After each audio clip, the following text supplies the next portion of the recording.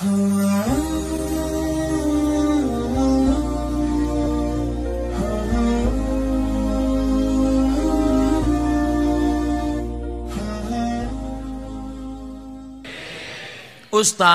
saya ini dulu nakal jahat Pak Ustadz. Saya pernah pakai sabu-sabu, saya pernah pakai narkoba, saya pernah pula mencoba jadi bencong 5 hari. Saya pernah.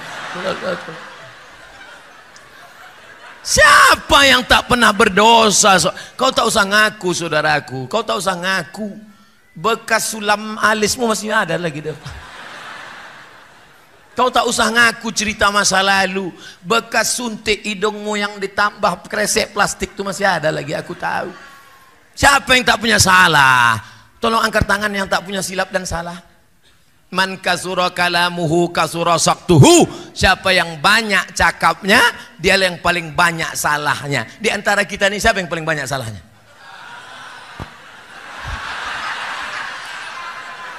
Tengoklah jamaah sekarang. Awak pun dibulinya juga.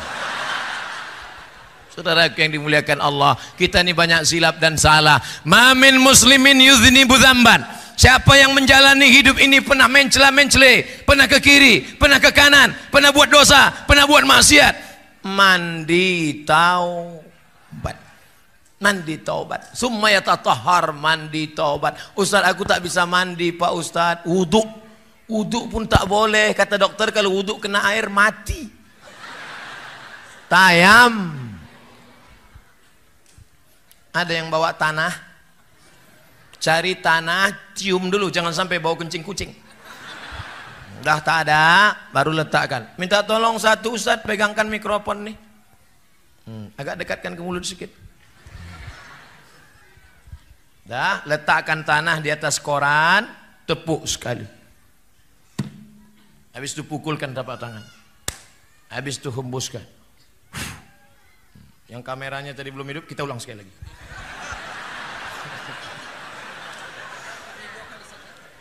Sekali saja. Nah, ini siaran ulangan. Jam dibuka. Baik jam mahal, apalagi yang murah. Cincin buka juga. Cuman ingat-ingat, sekarang sedangkan ingat kita dilarikan kawan. Pukul sekali, tepukkan, hembuskan. Baru diusapkan ke muka. Jangan sampai debunya mustakmal, terpakai, tak laku. Sekali sapu, sekali usap dari atas. Debu yang ini di atas, ini di tengah, ini di bawah. Gitu, bukan debu itu diambil.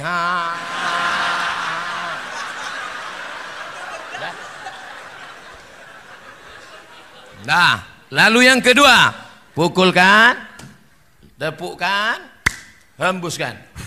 Debu dibagi 3, 1 di ujung, 1 di tengah, 1 di sini. Yang ini ke bawah, yang ini ke dalam, yang ini ke sini, baru ini ke sini. Ini mazhab Syafi'i. Ustaz, tinggi sedikit mikrofon. Itu pula kalau tiangnya otomatis. Ustaz, ini tak bisa tayamum Ustaz.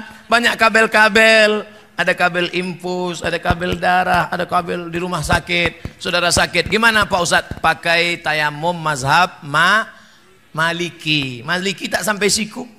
Pukul. 1 tayamum, 1 sholat. Kalau 2 sholat, 2 kali tayamum. 3 sholat, 3 kali tayamum.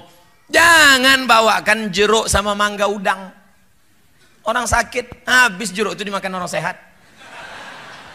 Bukan, kalau mau membawakan buah waktu sehat, jangan nunggu sakit. Ini kadang kawan-kawan inilah, waktu sakit, barulah membawakan buah itu. Apalagi waktu kita mati, baru dibawakan ayam. Waktu sehat, orang dulu makan ayam itu cuma 2 kali setahun. Pertama, dia sakit, yang kedua ayam itu sakit.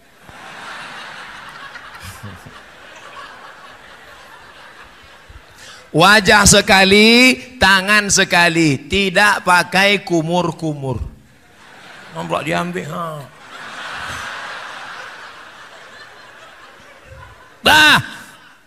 Kau banyak silap, banyak salah, banyak dosa. Datanglah orang Yahudi menjumpai pendeta Yahudi. Hai pendeta Yahudi, ya, aku banyak silap, banyak salah, banyak dosa. Apa dosamu? Aku sudah membunuh 98 orang. 99 orang sudah kubunuh. Apakah Tuhan mengampuni dosaku? Kata pendeta, dosamu terlalu banyak. 99 orang sudah kau bunuh, maka kau masuk neraka jahanam. Datang orang Yahudi tadi, diambilnya pisau, ditusuknya leher pendeta tuh. Dah 100 sekalian. Innallaha la yaghfiru an yushraka bihi. Allah tidak mengampunkan dosa syirik. Wa yaghfiru ma duna dzalika liman yasha. Dosa selain itu diampunkan Allah. Saya pernah main judi Pak Ustadz, tobat. Saya pernah berzina Pak Ustadz, tobat. Saya pernah menjadi pelakor Pak Ustadz, tobat. Saya pernah korupsi Pak Ustadz, tobat dalam kurung, balikkan duitnya. Jangan duit kau bangunkan rumah besar, mobil besar, investasi sana, habis itu menangis. Astagfirullah Rabbal baraya. Lewat kota 2000 perak. Tobat apa itu? Beda kalau salahnya sikit, salah sama Allah. Salah kau sama Allah, berdosa engkau, maka engkau menangis di pintu Ka'bah pergi umrah. Labbaik Allahumma labbaik. Labbaik Allahumma labbaik. Kenapa kuat betul kau nangis? Kakiku dipijak Afrika. Kadang orang tobat ini menangisnya tak tulus, tak ikhlas. Mandi, tak bisa mandi. Wudu, tak bisa wudu. Tayamum. Setelah itu salat sunat taubat. Usolli, kiblat ke sana Pak Ustaz. Oke. Usolli sunnatat taubat raka'ataini lillahi ta'ala. Allahu akbar. Bagusnya salat sunat taubat ini kapan Pak Ustaz? Pagi boleh, siang boleh. Saya salat sunat taubatnya nanti malam aja lah Pak Ustaz. Iya, kalau malaikat datang malam. Kalau dia sip siang, kau pikir dia mau nunggu? Maka tobat itu segera. Ustaz, ya tadi kata Ustaz mandi tobat. Ya, cemana mandinya? Mandi itu ya mandi yang macam diajarkan Nabi lah. Mandi itu siram dulu dari sebelah kanan, macam mandi wajib. Gimana mandi wajib itu Pak Ustaz? Anak 3 tak tahu mandi wajib. Pertama, air disiramkan dari bawah ke kaki kanan. Habis itu baru ke bagian kanan. Habis itu baru ke sebelah kiri. Habis itu bagian kiri. Habis itu baru tengah. Cukup yang banyak-banyak. Ini mandi habis 1 tong. Tapi tak ada bernilai ibadah. Karena tidak berniat karena Allah. Sudah itu. Itu kalau mandi di kamar mandi Pak Ustaz. Kalau di kolam Pak Ustaz, terserah. Kalau kau salto, kepala duluan. Kalau tak pandai salto, melompat. Kalau di sungai Pak Ustadz, tanggung sungai. Pergi ke jembatan Berelang. Ke bawah. Hilang dosa saya Pak Ustadz. Bukan dosa kau hilang, kau hilang sekalian. Tak perlu pakai sholat sunat lagi. Kami pun tak payah mandikan jenazah. Ustadz ini sadis sekali. Cakap aja, hatinya lembut. Lembut saudaraku. Nah, lalu kemudian setelah itu taubat nasuha. Kenapa disebut dengan nasuha? 3. Nasaha. Nasaha yansahu nasihat. Nasuha. Apa maknanya? Tobat arti nasuha artinya adalah menjahit kain yang rusak. Ini kain bersih, tapi ternyata rusak, sobek, koyak, dijahit, sambung balik.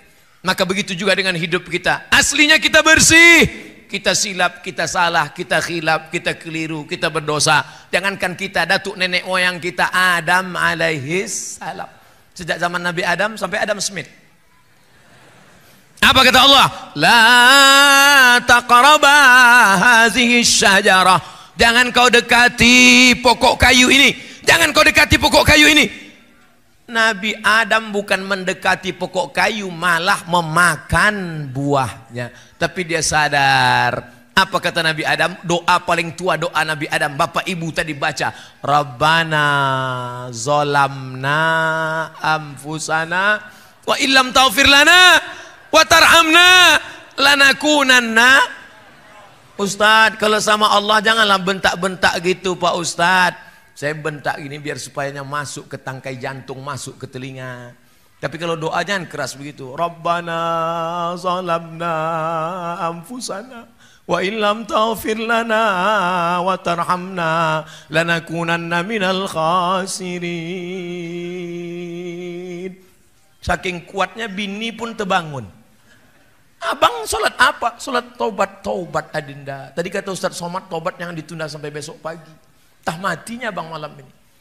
Urus-urus juga surat tanah bang. Kenapa abang berkuat betul menangis? Dosa abang banyak. Abang jujur, tak korupsi, tak makan haram, tak sabu-sabu, tak narkoba. Jangankan narkoba, merokok pun tidak. Apa dosa abang? Kita dulu tak ada pacaran. Apa? Bukan sama engkau, sama mantan.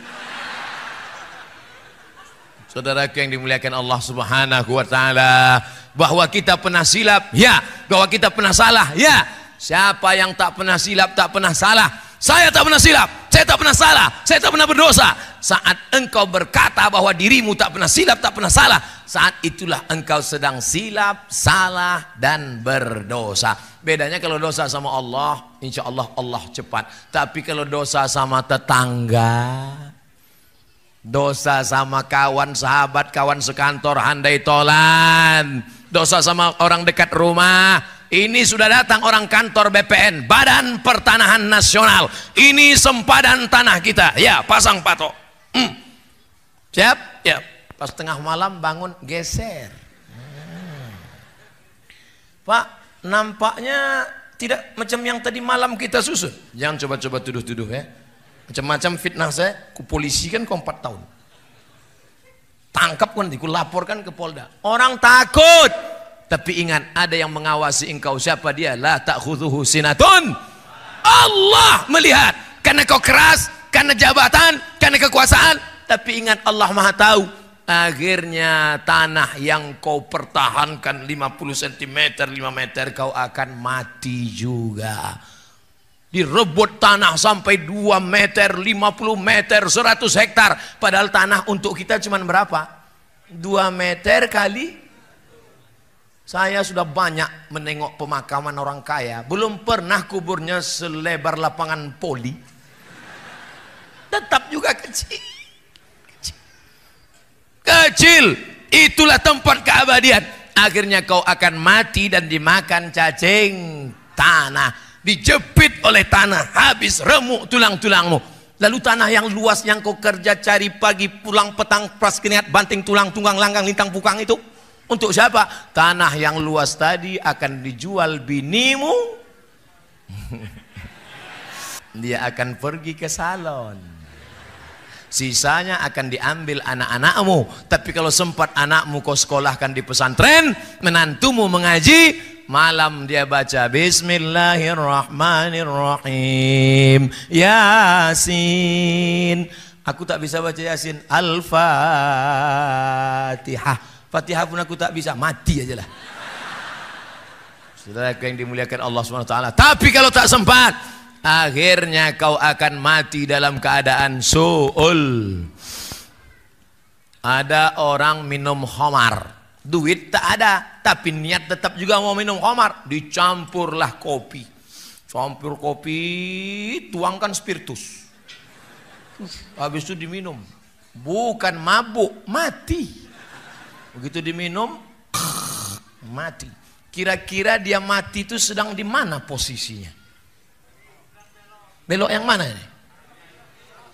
Ke sini beloknya. Ini spiritus. Waktu malaikat mencabut nyawanya, imannya sedang keluar. La yashrabu syaribu hina yashrabu wa huwa mu'min. Hadis riwayat Abu Hurairah, hadis riwayat Abdullah bin Abbas. Orang yang minum khamar, pakai sabu-sabu, makan pil anjing gila, entah apa namanya, koplo, rohypnol, mix, Carlsberg, vodka, tua, pos sedang dia minum, maka saat itu imannya sedang keluar. Ayun za'ul iman. Apakah iman itu bisa lepas dari badan? Ya. Kapan iman itu lepas? Ketika engkau minum khamar, iman sedang lepas. Dan kapan dia balik? Ketika engkau tobat, iman balik lagi. Iya, kalau malaikat maut cabut nyawa waktu iman sudah waktu sedang lepas, datang. Neraka jahanam siap menanti. Cacing tanah sudah lama mengintai-intai engkau. Kata cacing, kapanlah kawan nigul? Malaikat maut sudah lama mengintai-intai engkau. Ini sudah tak sholat, sudah tak puasa, mengejek orang yang berbuat baik, tidak bersedekah. Kata malaikat maut, sekarang tunggu, kata Allah. Semua ada saatnya. Ada bukunya itu, semua ada saatnya. Penterjemah Abdul Somad LCMA. Saudara yang dimuliakan Allah Subhanahu wa taala, kira-kira kenapa kita sampai malam ini belum mati? Padahal kawan kita yang lebih sehat daripada kita mati. Banyak jamaah heran nengok saya. Saya tengok Ustadz kalau belum ceramah tuh macam mau mati. Lagi itu udah dapat mikrofon, bangkit menyala. Kenapa? Satu saja. Allah kasih aku hidup karena Allah ingin aku beramal. Yang sakit jangan putus asa. Yang sehat jangan terlalu bangga. Sehat, tabrak mobil mati. Sudah berapa lama bapak ini diponis oleh dokter di Malaka sakit, harus dipotong urat kaki naik ke atas, namanya bypass. Jalan tol nih pak. Kalau bapak tidak mau dibelah dadanya, naik urat kaki ke jantung, maka bapak akan mati. Umur bapak tinggal 2 bulan lagi. Jadi udah berapa bulan pak? Lah 2 tahun tak mati-mati. Mati adalah urusan Allah. Tapi jangan gara-gara ceramah ini bapak tak mau medical check up. Nanti anaknya, papa ayo kita periksa ke Singapura. Kalau tak mati kata Allah, tidak. Tetap ada usaha dan ikhtiar. Tak ada di antara kita ini tahu siapa dan kapan matinya. Oleh sebab itu hijrahlah. Hijrah dari korupsi, hijrah dari spiritus. Apa pula spiritus? Hijrah dari pacaran, hijrah. Nah, yang masih nyimpan nomor pacar, buka HP-nya, delete namanya. Buka HP, cari Facebook, unfriend. Buka grup. Ini banyak nih yang CLBK di grup-grup. Buka. Buang semuanya. Kenapa tak kau buang? Silaturahim Pak Ustaz. Setan. Jangan salahkan setan, karena itu memang sudah SOS, standar operasional setan. Yang salah adalah kita karena memperturutkan kehendak kemauan setan. Ada tak setan itu yang tobat Pak Ustadz? Ada setan tobat. Setan itu berapa jenis Pak Ustadz? Ada setan yang ikut sejak saya lahir. Waktu saya lahir datang setan mentusuk pusat saya. Makanya anak waktu lahir nangis. Ada yang lahir ketawa. Pas lahir kiki. Setan lahir kita ditusuknya pusat kita. Kita pun menangis. Kemana kita pergi dia ikut. Namanya jin qorin. Qorin artinya yang senantiasa bersama. Ini sekarang sama saya ini ada nih. Ikut dia. Ikut. Nanti pulang mau tidur. Kalau kita baca doa dia pergi. Mati saya dia tak mati. Umurnya panjang. Mati saya, dia tak mati. Nanti dia cari anak-anak SMP, SMA yang celana pendek, yang galau, yang dia ganggu, dia masuk. Makanya dia jangan heran kalau ada anak SMP kerasukan setan. Oh, siapa ini? Abdul Somad LCMA. Assalamualaikum. Ustaz Somad, itu bukan saya. Roh saya sudah diletakkan Allah di tempat. Kalau baik namanya Illiyin, kalau tak baik namanya Sijjin. Lalu yang anak tadi kerasukan itu apa? Itu bukan Abdul Somad, itu jin qorin. Itu jin qarin yang ikut sama bapak, ikut sama ibu, jin qarin. Ada jin yang tak jelas kerjanya. Nah, ini jin non job. Nah, dia tak jelas di bawah pokok kayu, di warung-warung kopi, ya tidak jelas. Nah, itu jin non job tak jelas. Tadi saya mulai jam 8, sekarang jam 8.59, sikit lagi. Pas 1 jam. Di mana-mana saya ceramah 60 menit sesuai dengan yang tertulis di botol. 3 botol. Setelah tausiah barulah nampak rupanya ada Pak Haji Mambang Med, orang tua kami dari Pekanbaru Riau. Ada Bapak Kapolsek, ada alim ulama, tokoh masyarakat. Kenapa tak di awal Bapak sapa? Kalau di awal saya sapa, mana berani saya teriak-teriak? Tentulah saya lembut, Pak.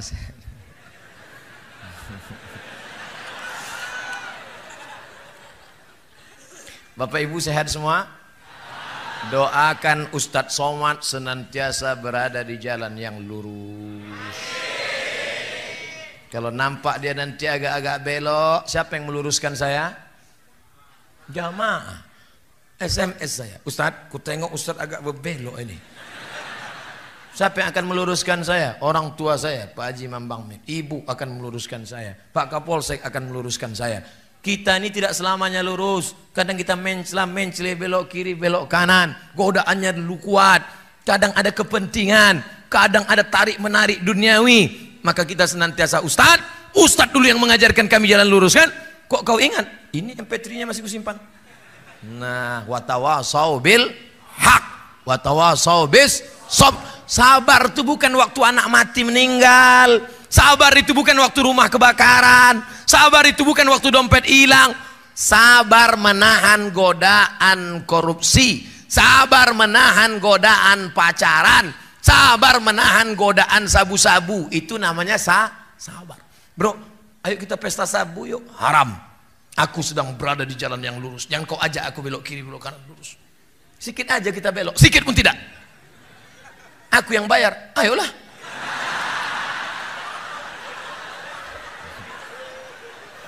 Ternyata orang bisa membelok karena ada kepentingan. Sabu-sabu, pacaran. Ayo kita pacaran. Tidak, rupanya yang ngajak janda. Patut tak mau, pas anak gadis. Ayo kita korupsi. Haram, sekali haram tetap haram. Rupanya 100.000. Pas giliran 2 juta, halam.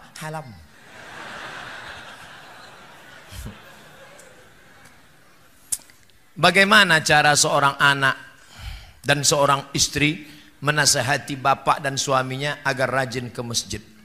Kok masih hidup orang macam ini?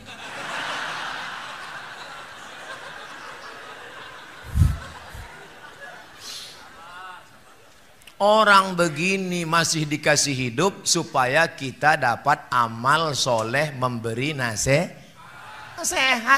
Makanya kalau ada tetangga kita nggak pakai jilbab, tetangga kita nggak sholat, jangan kita marah, ajak dia sholat. Assalamualaikum Pak, ayo kita ke masjid Baitul Dakwah ya Pak.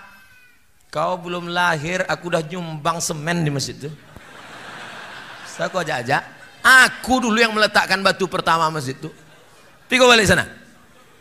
Besok datang lagi Pak, ayo kita ke masjid Baitul Dakwah Pak. Aku ini udah bolak-balik ke Makkah.